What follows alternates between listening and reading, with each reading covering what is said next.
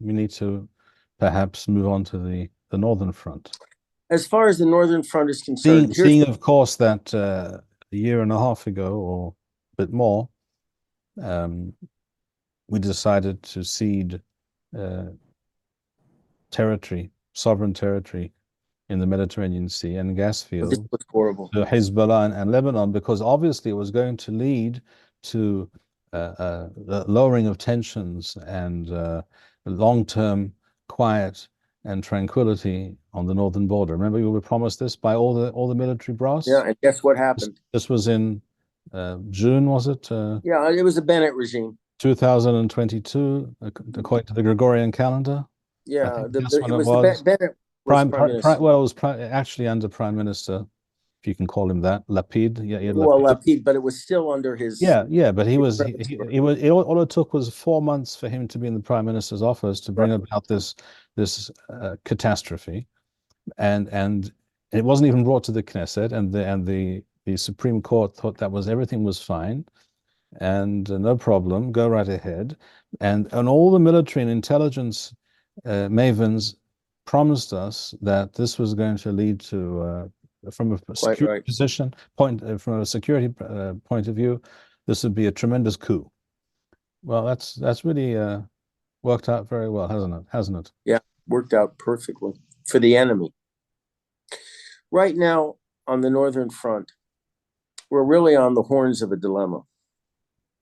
On the one hand, and it must be admitted, we simply do not have the material required for the type of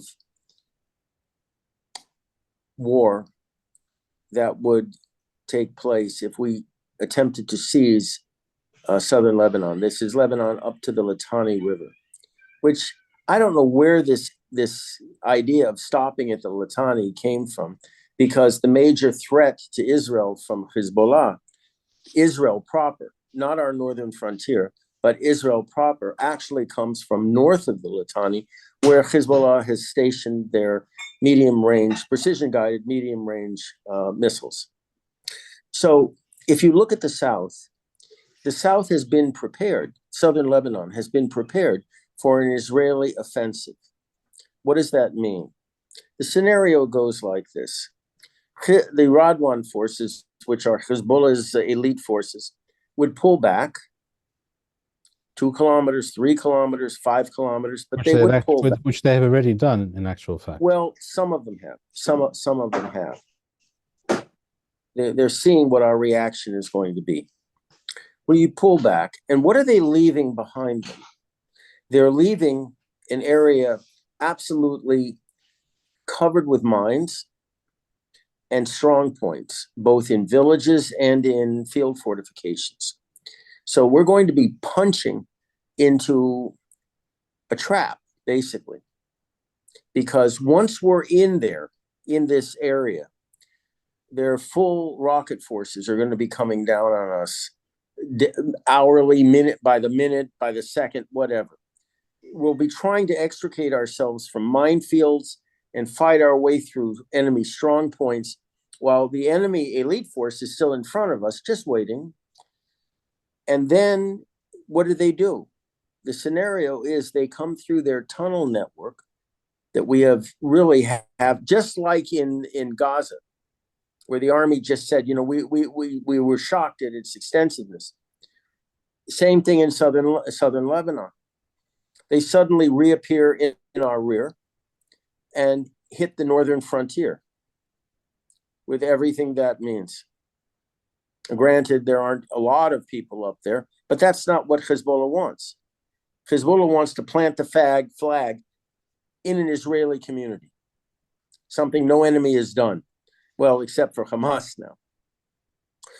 So we look at this situation, and hanging over our heads is this arsenal they have of hundreds of thousands of missiles, most of which are precision guided. And what this means is when they press the button, they will completely overwhelm our air defense systems. And they will put us back in the Stone Age, because we will not be able to defend our power stations, our water desalination plants, our water purification plants, our sewage-based systems, our hospitals, our communication systems in one day. One day. That's all it will take. At that point, if they want, they can just run up the flag and say, we're ready for a ceasefire. Our country, that the generals and the politicians have allowed to, they basically become so vulnerable to a conventional strike that would have all the effect of a nuclear attack in terms of its effect on our strategic sites in this country and our quality of life. So looking at all of this, is there an alternative short of my favorite, which is, of course, nuclear warfare? Is there an alternative? And yes, there is an alternative. And that has to do with striking into Syria instead. The terrain is much better for us. It allows us to have mobile combat in an area that's pretty free of mines. It allows us to chew up tens of thousands of Iranian-trained militiamen and Hezbollah advisors that have now been concentrated in forward positions along our Golan front. It would allow us to destroy Damascus's air defense system, making the international airport there for Iranian resupply completely out of order. And if we knocked out, through a serious aerial campaign, the transit point on the Iraqi-Syrian border at Al-Bukamal, we have just isolated the battlefield. The only thing that Hezbollah could do to save their face would be to come out of Lebanon and come south. They could try to cross the border. Good, let them come into the Galil and fight on our terms, on our side. They'd get slaughtered. Into our killing zone. Into our killing zones. So if that happened, it's possible that if we would play our cards right, we would hit the Hezbollah rescue columns, if you will, out in the open, killing untold numbers of them.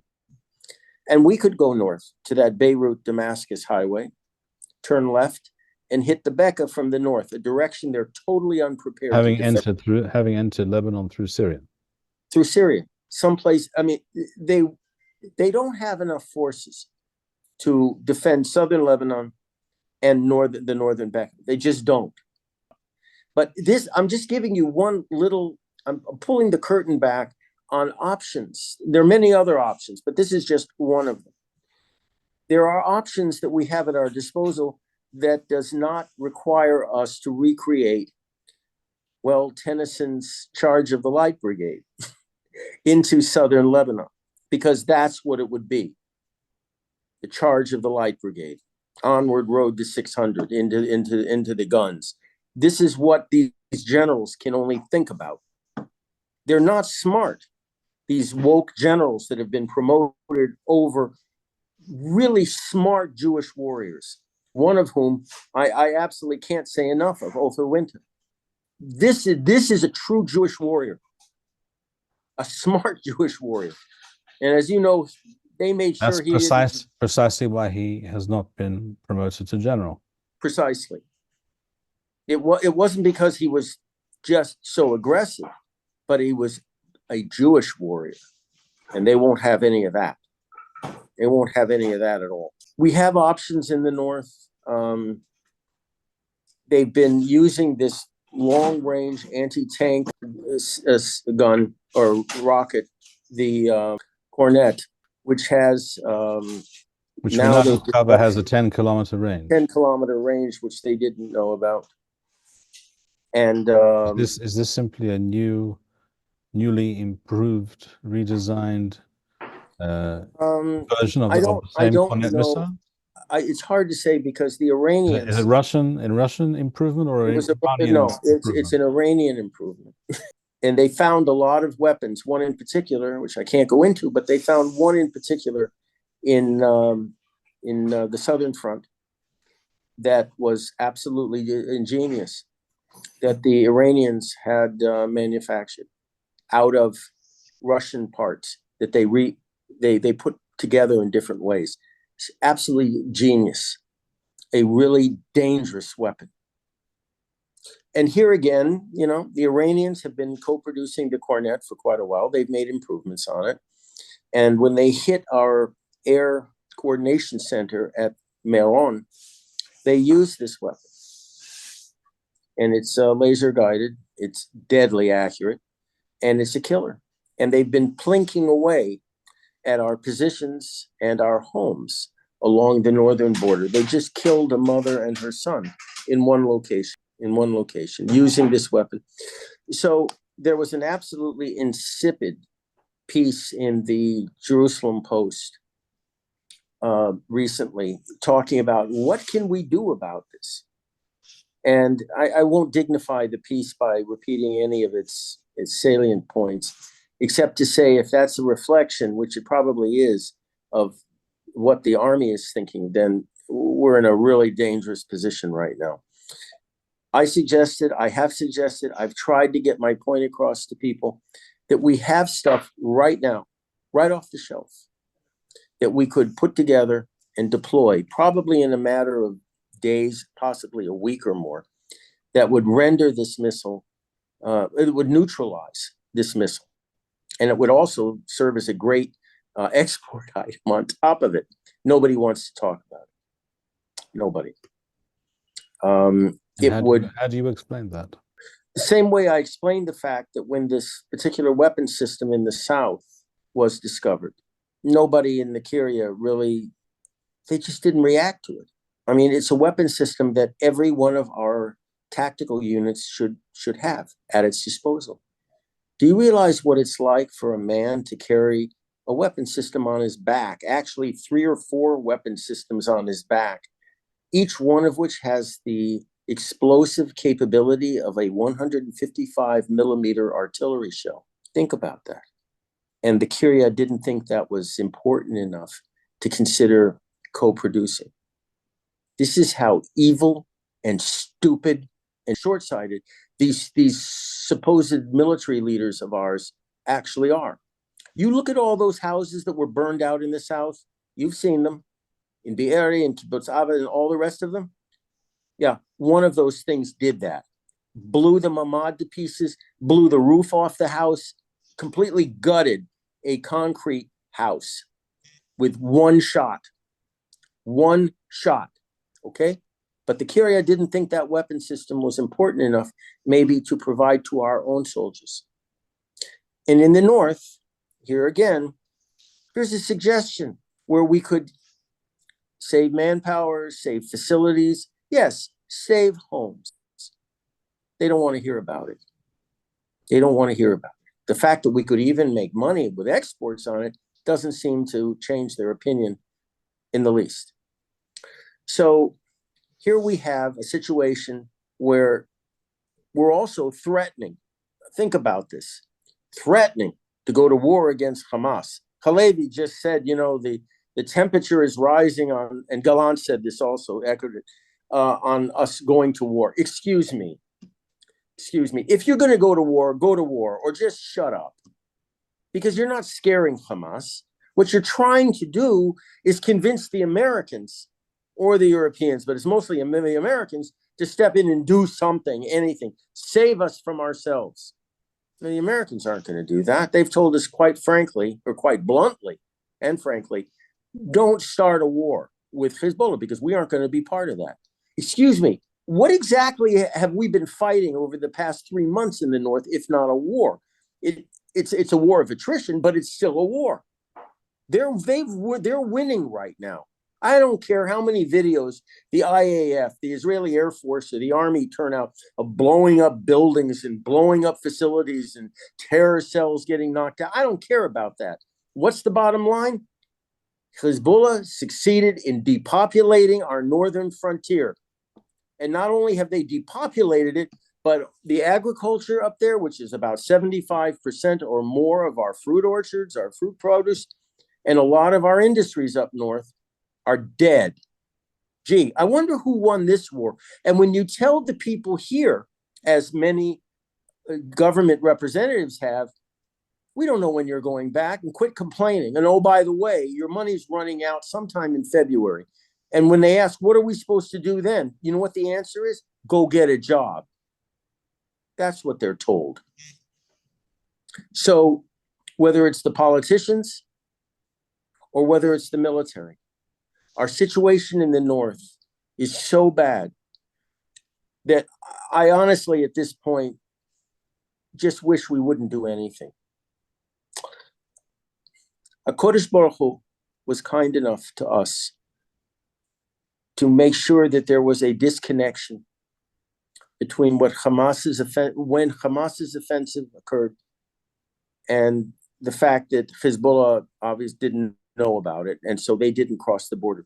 Think about what would have happened if Hezbollah had coordinated with Hamas and had come across the border in force with the Radwan organization, which is even worse than the Nukhba organization that crossed our Gaza border.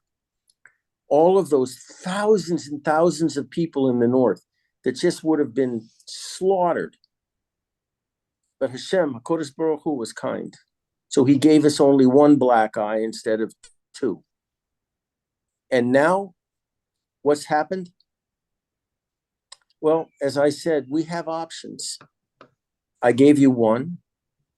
There are others that are maybe even better that I don't want to mention right now, but they are perhaps in some respects better.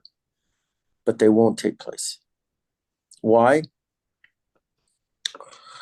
Because all of you out there listening to this basically elected a government that set us up for October 7th. And by government, I mean going back maybe 20 years or more.